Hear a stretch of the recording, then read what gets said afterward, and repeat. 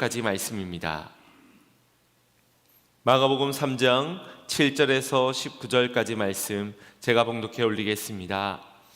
예수께서 제자들과 함께 바다로 물러가시니 갈릴리에서 큰 무리가 따르며 유대와 예루살렘과 이두메와 요단강 건너편과 또 두로와 시돈 근처에서 많은 무리가 그가 하신 큰 일을 듣고 나아오는지라. 예수께서 무리가 에워싸미는 것을 피하기 위하여 작은 배를 대기하도록 제자들에게 명하셨으니 이는 많은 사람을 고치셨으므로 병으로 고생하는 자들이 예수를 만지고자 하여 몰려왔음이더라. 더러운 귀신들도 어느 때든지 예수를 보면 그 앞에 엎드려 부르짖어 이르되 당신은 하나님의 아들이시니이다 하니 예수께서 자기를 나타내지 말라고 많이 경고하시니라. 또 산에 오르사 자기가 원하는 자들을 부르시니 나아온지라. 이에 12를 세우셨으니 이는 자기와 함께 있게 하시고 또 보내사 전도도 하며 귀신을 내쫓는 권능도 가지게 하려 하심이로라. 이 12를 세우셨으니 시몬에게는 베드로란 이름을 더하셨고 또 세베대의 아들 야고보와 야고보의 형제 요한이니 이 둘에게는 보아너게 곧 우레의 아들이라는 이름을 더하셨으며 또 안드레와 빌립과 바돌로메와 마테와 도마와 알페오의 아들 야고보와 및 다데오와 가나나인 시몬이며 또 가룟 유다니 이는 예수를 반자더라. 아멘. 우리 2030 비전 선언문에서 함께 외쳤던 구호 먼저 함께 재창하고 시작했으면 좋겠습니다. 앞으로 계속해서 주구장창 외칠 거니까 암기를 하셨으면 좋겠고요. 오늘 암기가 안 된 분들은 컨닝을 알아서 하시면서 우리 큰 소리로 한번 선포했으면 좋겠습니다. 제가 먼저 우리는 하면 여러분들이 함께 사람을 살리고 세우고 보내는 선교적 교회입니다 라고 고백했으면 좋겠습니다. 우리는 사람을 살리고 세우고 보내는 선교적 교회입니다. 아멘. 할렐루야. 아멘. 하나님께서 이루어 가실 줄 믿습니다. 우리가 기대하고 계획하는 것보다 2024년도 하나님의 놀라운 은혜를 부어주시고 주님의 놀라운 일들을 이루어 가실 줄 믿습니다. 바로 여러분들을 통해서 말입니다. 크신 비전 가운데 일어나 주님의 뜻과 동행하는 한 해, 또 오늘 말씀 가운데 그 비전을 발견하기를 주님의 이름으로 축복합니다. 예수님의 공생의 사역이 시작되면서 수많은 기적들이 일어나게 되었고 수많은 사람들이 예수님 앞에 몰려들어 왔습니다.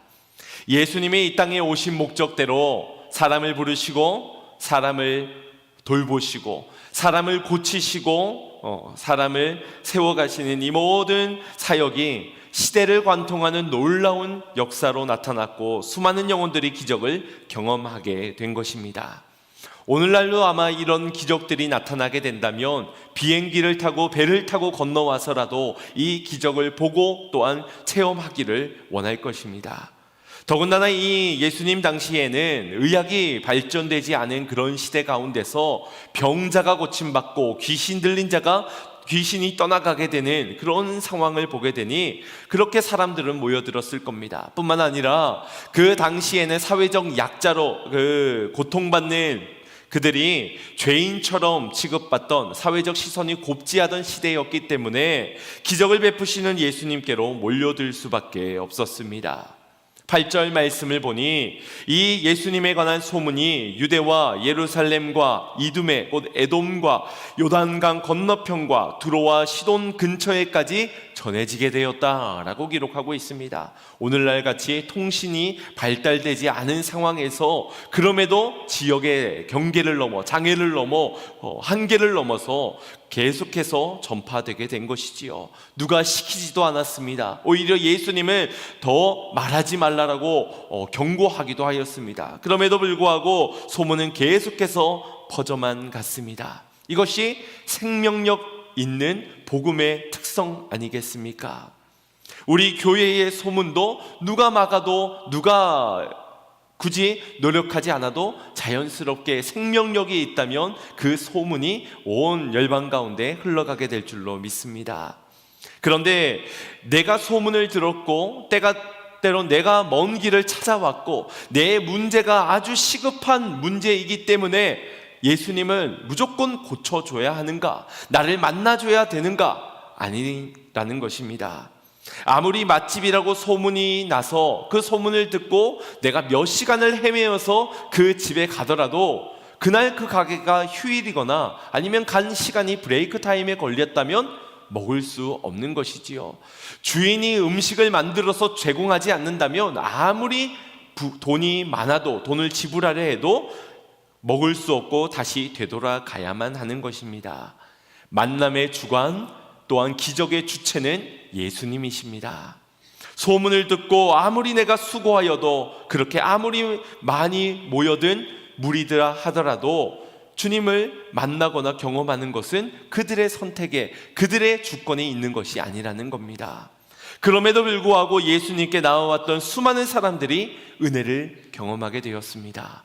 그 이유는 주님만이 유일한 구원자요 치유자 되시며 또한 예수님께서도 내가 병자를 위해 죄인들을 위해 이 땅에 왔노라고 그렇게 말씀해 주셨기 때문이고 또한 다 내게로 오라 내가 너희를 쉬게 하리라 주님 초청하여 주셨기 때문입니다.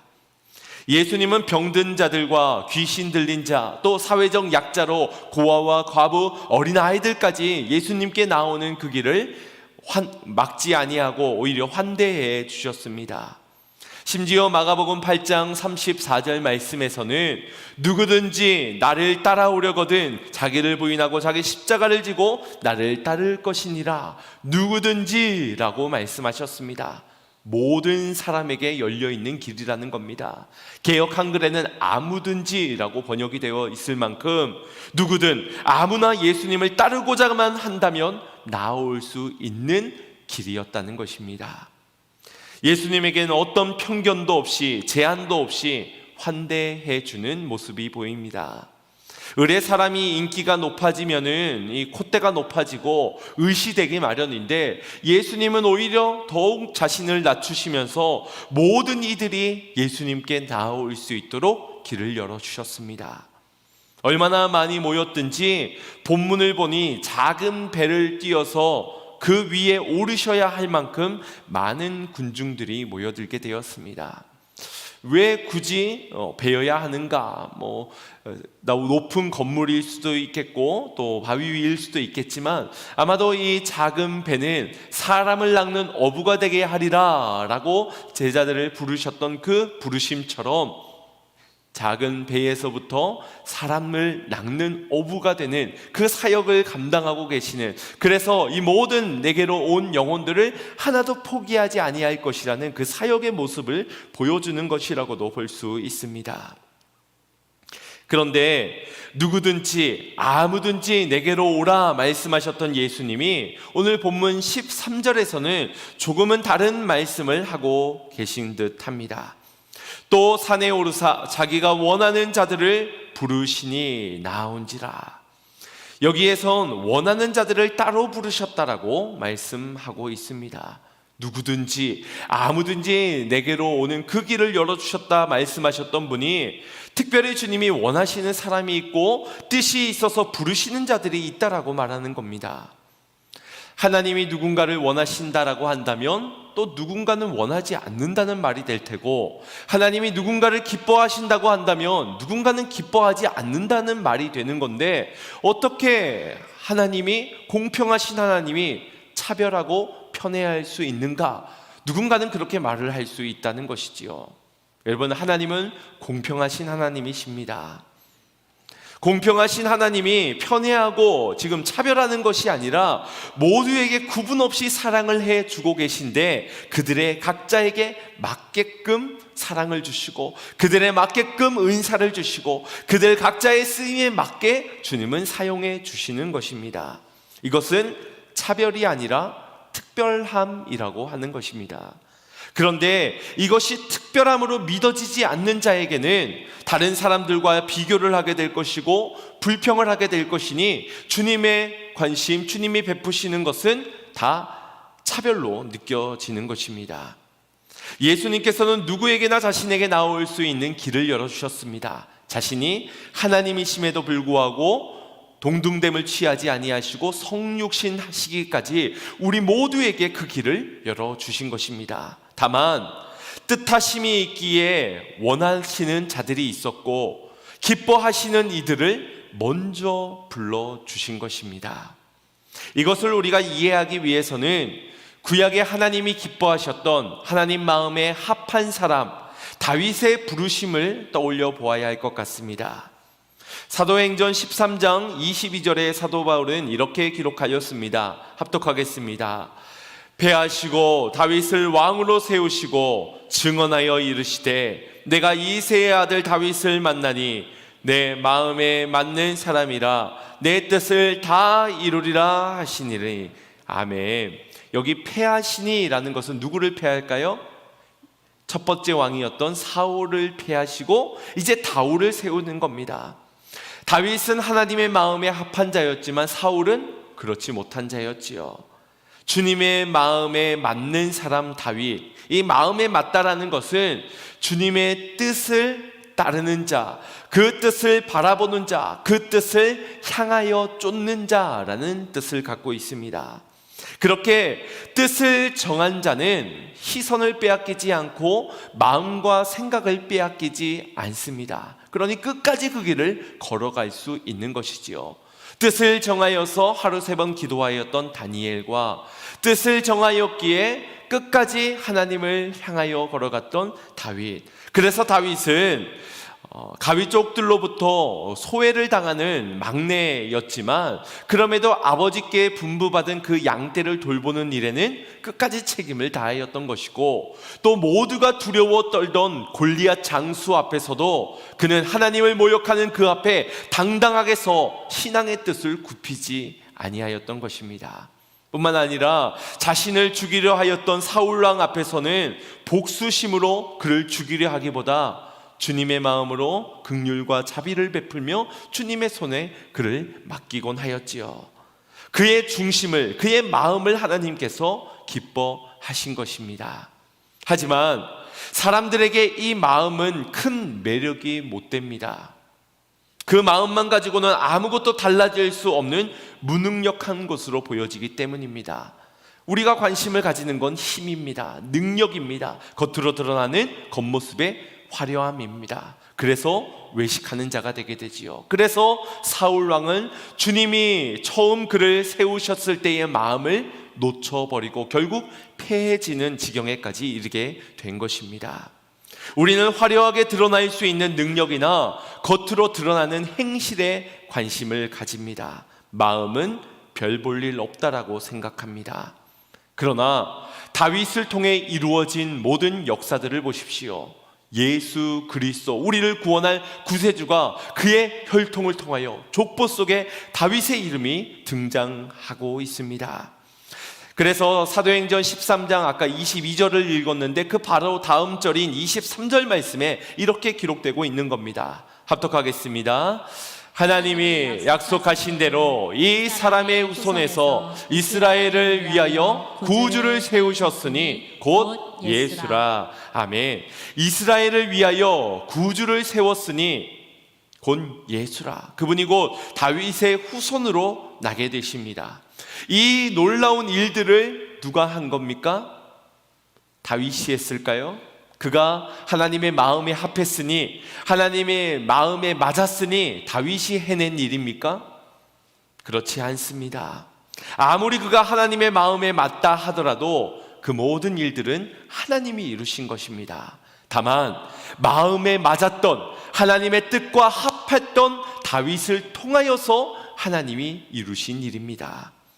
결국 다윗이 하나님의 뜻을 쫓았기에 주님의 마음과 동하여졌기 때문에 주님이 그를 통하여 그가 정하신, 하나님이 정하신 그 뜻을 하나님이 이루셨던 것입니다. 그러니 우리는 능력을 갖추기 위해서, 겉모습을 갖추어 내기 위해서 살아가는 것이 아니라 하나님이 보시는 중심을 위해 하나님의 뜻에 발맞춰 쫓아가는 자가 되기 위해서 살아가야 한다는 것입니다. 올 한 해 이 첫 시간 우리가 무엇보다도 갖추어야 할 것은 세상령의 경쟁력 있는, 세상이 인정하는 능력이 아니라 하나님이 인정하시는 마음이어야 한다라는 것입니다. 그러면 크고 놀라운 일은 바로 주님께서 이루시는 것이지요. 바라기는 주님을 믿고 일을 이루실 주님을 믿고 마음을 확정하여 주님의 뜻과 동행하는 저와 여러분이 되기를 주님의 이름으로 축원드립니다. 본문에 주님께서 원하셨던 자들은 다름 아닌 예수님의 12 제자들이었습니다. 베드로와 안드레, 야고보, 요한, 빌립, 바돌로메, 도마, 마태, 알페오의 아들 야고보, 시몬, 다데오, 가룟 유다.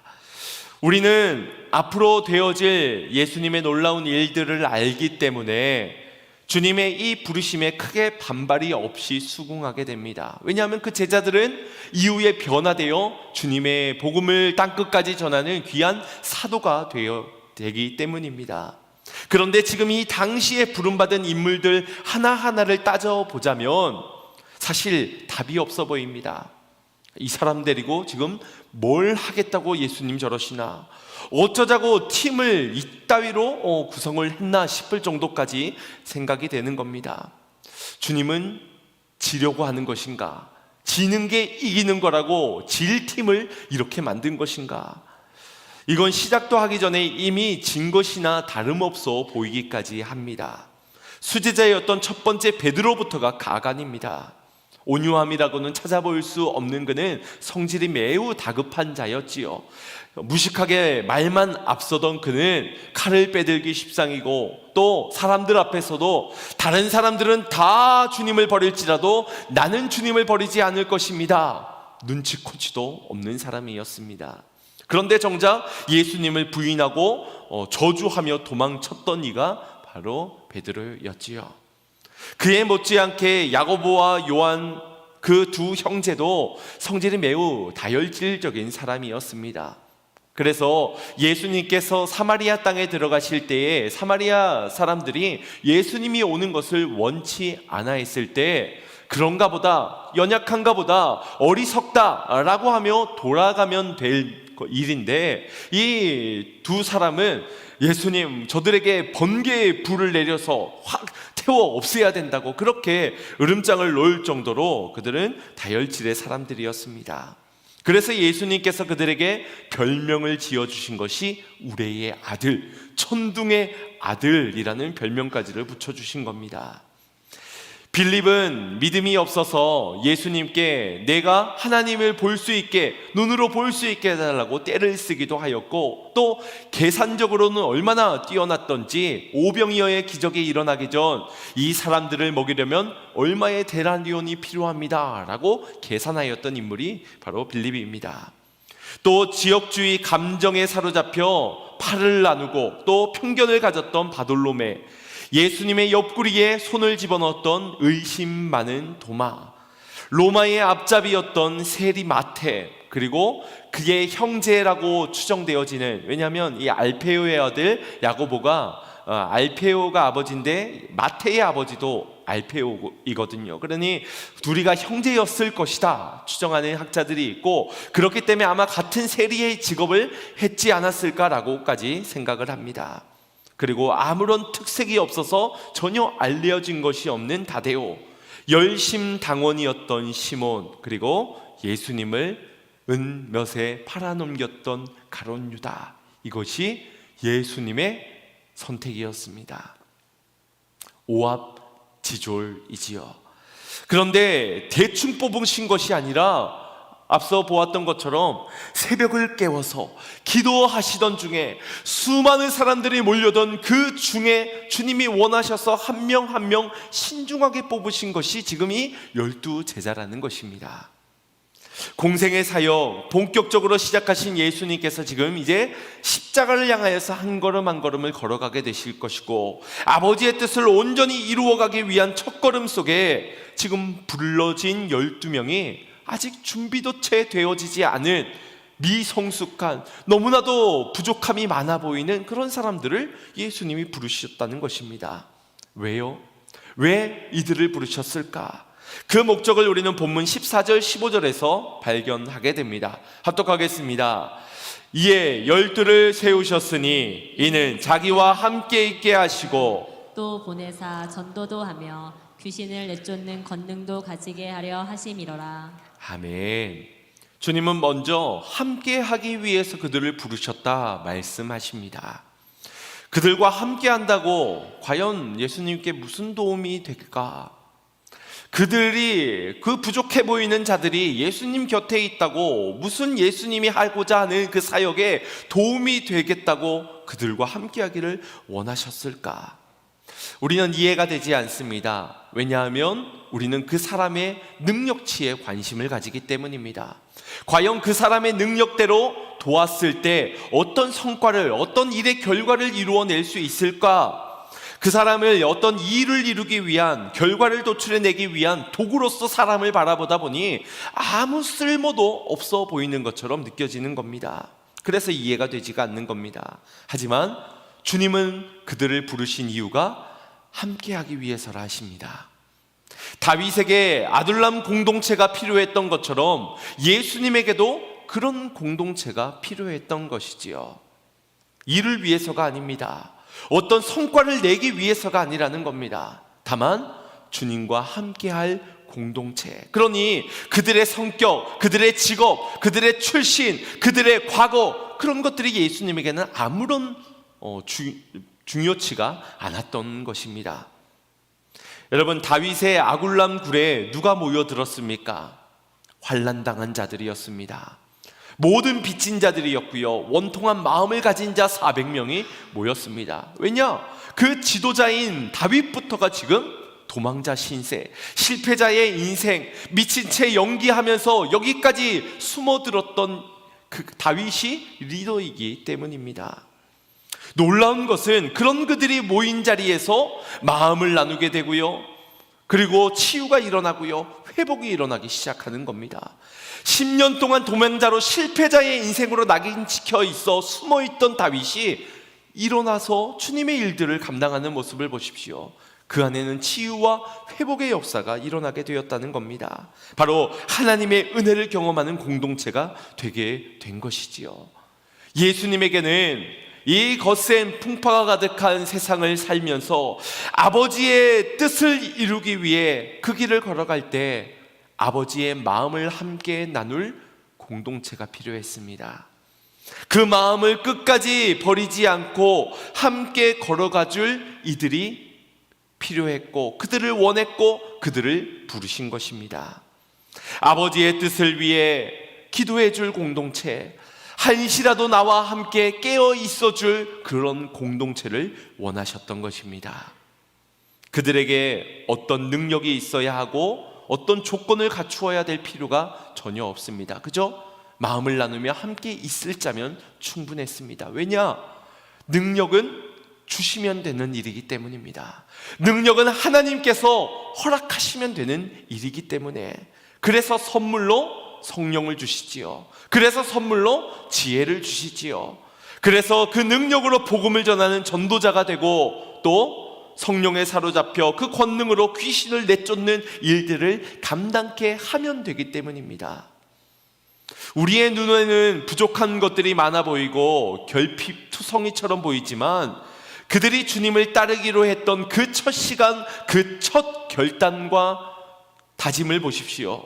그들은 주님을 따르기 위해서 배를 버렸습니다. 그물을 버렸습니다. 겉옷도 버렸습니다.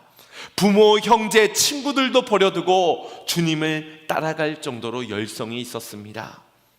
물론 십자가 앞에선 저마다 예수님을 버리고 도망쳤기는 하지만, 그렇다고 해서 그들의 마음이 처음과 달라졌던 것은 아닙니다. 우리는 그냥 그들의 마음이 변질되었다라고 생각할 수 있지만, 그들의 마음이 정말 하나님의 마음에 합하지 않은 자로 변질되었다면 가룟 유다와 같은 결과였을 것입니다. 마가복음 14장 38절에 보면 예수님께서 겟세마네 동산에서 기도를 하실 때 제자들을 깨우시면서 나와 함께 한시라도 깨어 있을 수 없느냐라고 재촉하였지만, 그들은 계속해서 3번이나 반복적으로 잠이 들고 말았습니다. 그때 예수님께서 말씀하셨지요. 마음은 원이로되 육신이 약하도다. 마음은 원이로되 너희의 마음은 함께 있기를 원하고 깨어있기를 원하고 기도하기를 원하고 아버지의 뜻이 이루어지기를 원하는 그 마음은 원이로되 육신이 약하여 잠드는 것이구나. 육신이 약하기 때문에 때로는 제자들 사이에 싸움이 일어나면서 내가 좌편에 앉을 거야, 내가 우편에 앉을 거야 다투는구나. 마음은 원이로되 육신이 약하기 때문에 십자가 앞에서는 도망친 것이구나. 그들의 마음은 변하지 않았다는 겁니다.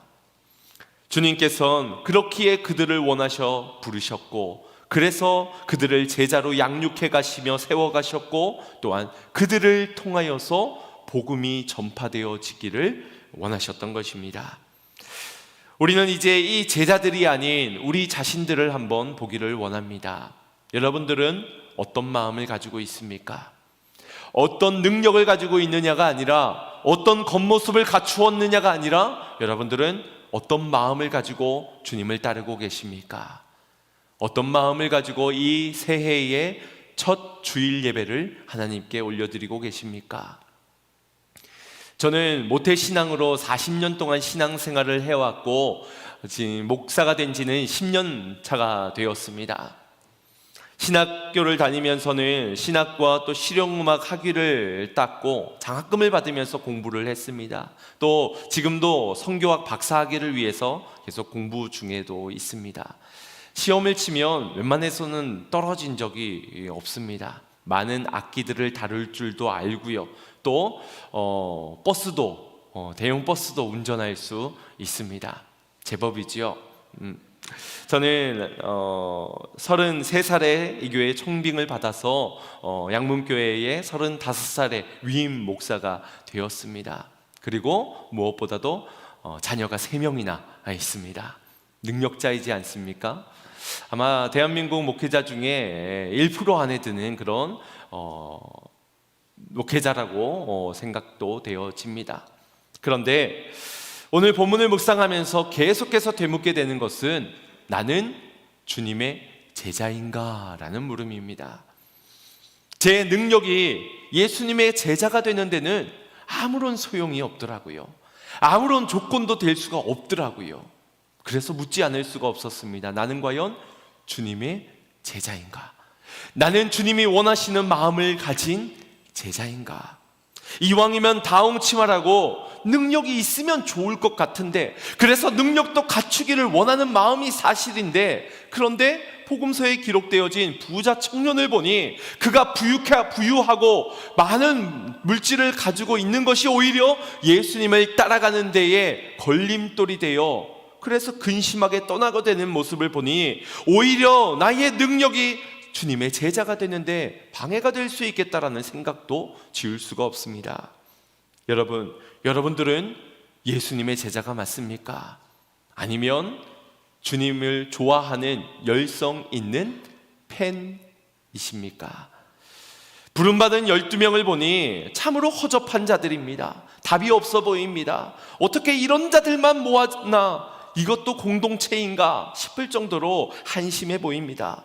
그렇게 의아해하는 우리는 과연 예수님이 원하시는 마음을 가지고 있는가를 물어보기를 원합니다. 아버지의 뜻과 끝까지 쫓아 따를 수 있는 마음이 내게는 있는가? 주님은 주님의 마음에 합한 자를, 그 뜻과 동행할 자를 원하고 계신데, 우리도 원하는 것이 있습니다. 주님, 바로 내 마음에 합한 주님입니다. 내 뜻에 맞춰줄 주님입니다를 말하고 있으니 만날 수가 없는 겁니다. 평행선을 계속 달리며 주님이 원하시는 기도가 있는데 우리는 우리대로의 기도를 하고, 주님은 걸어가고자 동행하고자 하는 길이 있는데 우리는 나사로의 길을 걸어가면서 이곳에 축복이 임하기를 원하니, 그러니 여전히 새해를, 새로운 은혜의 기회를 주어도 여전히 작년 같은, 여전히 재작년과 같은 그런 시간들만 보내게 되는 것이지요. 잠시 잠깐 쫓아가는 듯 새해에 작심했던 마음들이 3일, 한 달 좀 쫓아가는 듯 보이나 다시금 자신의 인생의 대로 금세 내 마음을 따라 돌아서 버리는 시간으로 보내는 우리의 생애는 아니었는지요. 요한복음 6장 66절에는 허다한 무리들이 예수님을 따라왔지만 그들이 돌아서는 모습을 보게 됩니다. 그때부터 그의 제자 중에서 많은 사람이 떠나가고 다시 그와 함께 다니지 아니하였더라. 제자들이라 불릴 만큼 예수님을 여러 시간 쫓아왔고 가르치름을 들었던 이들인데 떠나가더니 다시금 주님과 함께 다니지 아니합니다. 많은 사람들이 말입니다. 오늘날처럼 연약한 목회자의 어떤 부족한 흠이라든지 스캔들이라든지 이런 사건이 터지게 되어서 사람들이 떠나가게 된 것이 아닙니다. 주님은 그저 하나님의 뜻을 말씀했을 뿐입니다. 그런데 사람들이 원하고 있는 바가 나는 오병이와 같은 배부름을 원합니다. 나는 병자가 치료될 것 같은 기적만 원합니다 하고 있는데 거기다 대고 하나님의 말씀만 전하니 그건 내가 원하는 것이 아닙니다 하고 떠나가는 겁니다. 대부분이 그렇게 떠나갔다는 것입니다. 주님의 뜻과 동행하지 않는 자가 어찌 제자가 될 수 있겠습니까? 주님을 사랑하지 않는 자가 어찌 제자가 될 수 있겠으며 자기 부인하고 자기 십자가를 지고 주님을 쫓을 마음이 없는 자가 어찌 제자라고 말할 수 있겠습니까?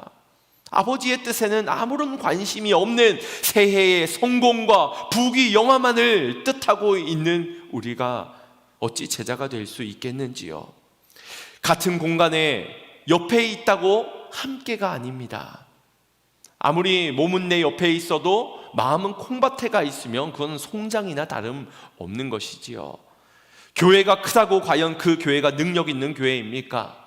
많은 사람들이 알고 있다고 그것이 함께라는 공동체입니까? 교회에 등록하면 누구나 교인이 될 수 있지만 하나님의 특별한 부르심이 없다면, 아버지의 뜻을 품고 있지 못하다면 성도가 될 수 없는 것처럼 주님의 뜻과 함께하는 자들, 주님의 성령으로 충만한 자들, 그것이 아니면 우리는 예수님의 제자라고 할 수 없을 것입니다. 주님께서 우리의 마음에 들어오고자 하시고 우리 안에 거하시며 그분의 영으로 충만케 되고자 하십니다. 왜? 우리와 함께 잠깐의 동행이 아니라 끝까지, 세상 끝날까지 동행하기 위해서입니다. 반쪽짜리 마음으로는 결코 하나님을 기쁘시게 할 수 없지요. 왜냐하면 중도에 떠나져 버리기 때문입니다. 온전한 마음이 아니고서는 끝까지 주님을 따를 수 없기 때문에, 그래서 주님께서는 사랑하는 자들에게 잠만 주시는 것이 아니라 성령의 충만도 주시고 지혜도 주시는 겁니다. 그러니 예배 시간에 잔다고 나를 역시 사랑하시나 봐, 그런 착각 속에서 있지 마시기 바랍니다. 주님은 성령을 주시고요, 그 성령을 주셔서 자녀들은 예언하고 청년들은 환상을 보고 아비들은 꿈을 꾸게 하십니다. 한 걸음 한 걸음 주님과 동행케 하기 위해서 성령께서 보이시고 듣게 하시고 그것을 꿈꾸게 하시는 겁니다. 약속과 비전을 주시는 것이지요. 그래서 주님의 제자들에겐, 주님이 함께 하시는 공동체에게는 언제나 하나님의 비전을 품게 하십니다. 하나님의 비전을 품는 공동체가 곧 주님의 마음에 합한 공동체입니다. 아둘람 공동체는 환난당한 자, 모든 빚진 자, 원통한 자들의 모임이었습니다. 그들은 왜 이 아둘람 굴까지 오게 된 것일까요? 먼저는 사울 왕에게서는 희망을 볼 수가 없었기 때문입니다. 실망스러운 사울 왕이 통치하는 이 나라 가운데서는 아무런 희망도 소망도 얻을 수 없었기 때문입니다. 사울 왕은 이미 하나님께 버림받은 자요, 성령의 임재, 주의 임재가 떠나버린 자입니다. 그런 그에게 무엇이 기대가 될 수 있었겠습니까?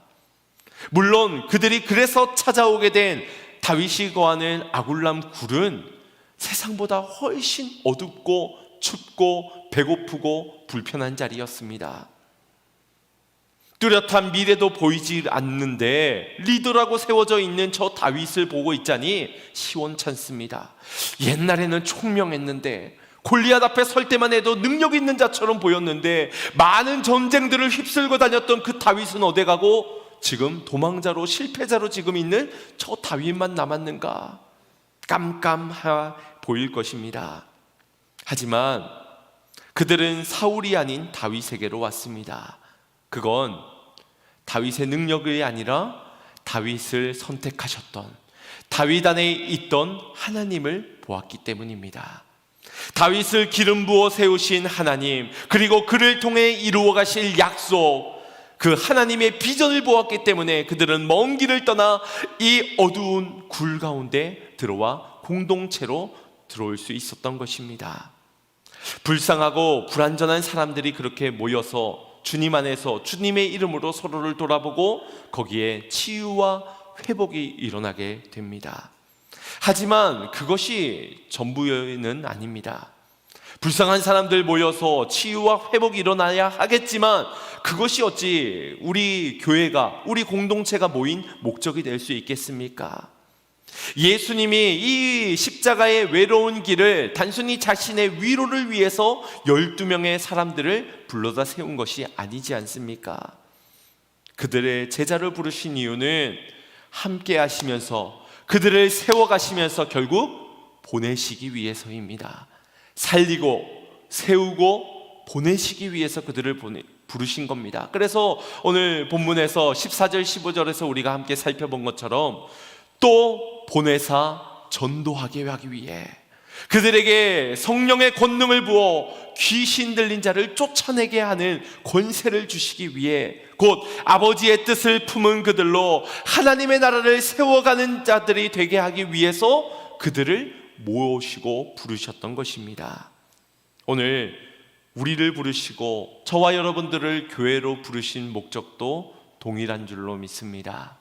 치유와 회복과 생명이 살아나야 되겠고, 그리고 그들을 보내사 생명을 살리는 귀한 일, 복음이 땅끝까지 전해질 그 귀한 일들을 감당하라고 오늘 우리를 부르신 줄로 믿습니다.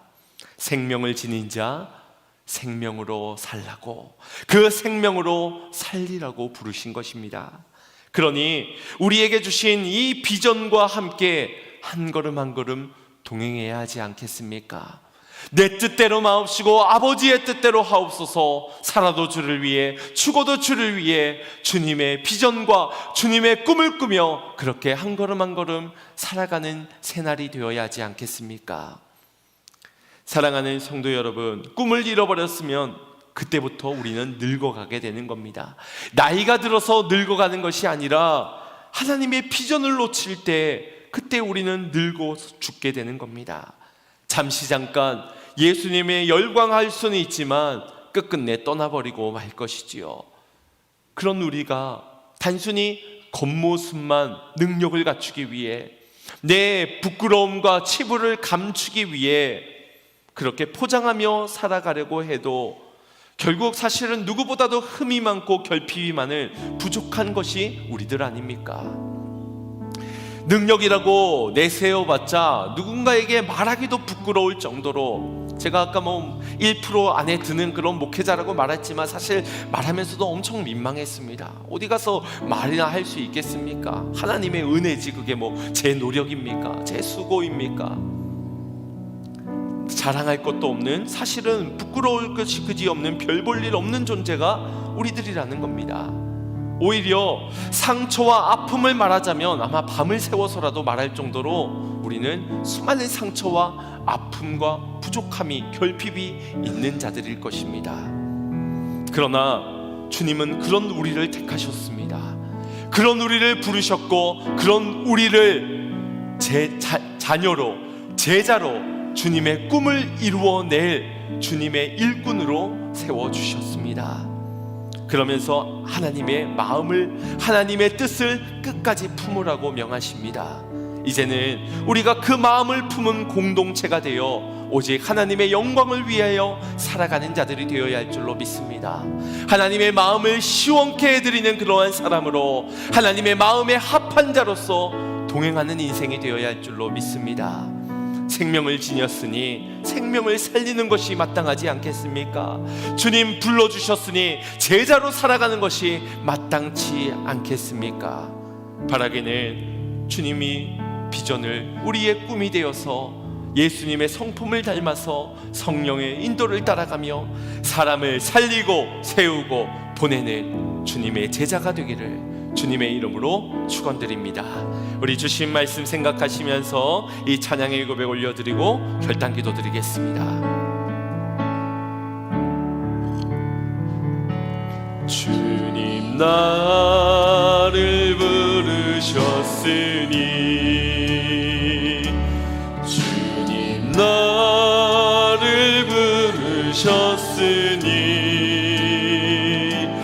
내 모든 정성 내 모든 정성 주만 위에 바칩니다.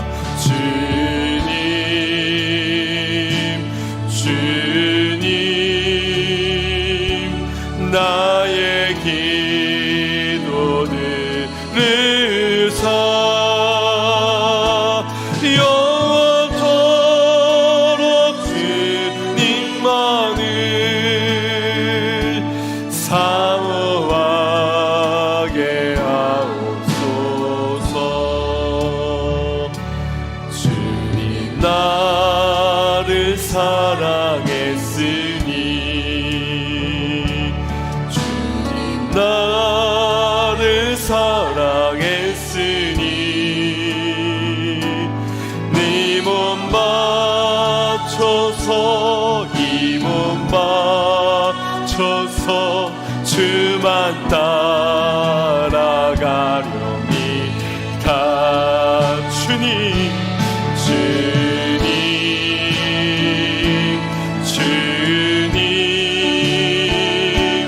나의 기도를 들으사 언제까지 주님만을 사모하게 하옵소서. 주님 나를 구원했으니 주님 나를 구원했으니 아멘. 나를 구원했으니 소리 높여서 소리 높여서 주만 찬양하렵니다. 오 주님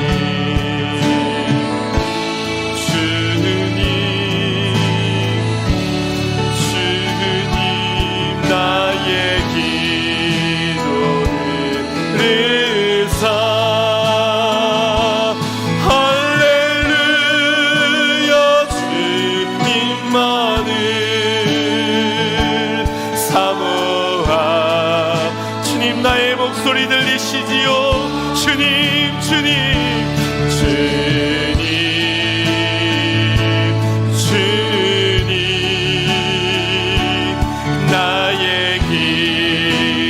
주님의 뜻과 동행하길 원합니다. 할렐루야 할렐루야 주님만을 사모하게 하옵소서. 아멘. 이 시간 주님의 이름을 간절히 부르짖기를 원합니다. 오늘 내게 능력 주시는 분은 주님이십니다. 오늘 내게 꿈을 허락하여 주시고 아버지의 마음을 허락하여 주실 분도 주님이십니다. 오늘 우리에게 권능을 허락하여 주실 분도 주님이십니다. 세상에 말하는 능력을 위하여서 우리의 화려한 겉모습을 채우기 위해서 지난날 살아왔던 모든 세월은 지금까지도 잊혀져 가고 실패의 흔적으로 남아졌던 작년과 재작년 그렇게 지난 과거들로 족합니다. 이제 허락되어진 이 새해 새 은혜의 기회의 순간순간들은 오직 아버지의 꿈을 이루어가는 일에 새 사람으로 살아내는 일에 아버지의 영광을 위해 살아가는 일에 쓰임받아야 할 줄로 믿습니다. 주여 아버지의 마음을 품은 자 되게 하시고 아버지의 뜻과 동행하는 자가 되게 하여 주시옵소서. 내게 성령의 권능을 허락하여 주사 아버지의 마음을 시원케 드리는 그 길을 통행케 하여 주시옵소서. 주님이 이루실 줄을 믿고 우리 함께 주의 한번 부르짖고 합시와요. 힘써 기도하겠습니다. 주여, 아버지 하나님,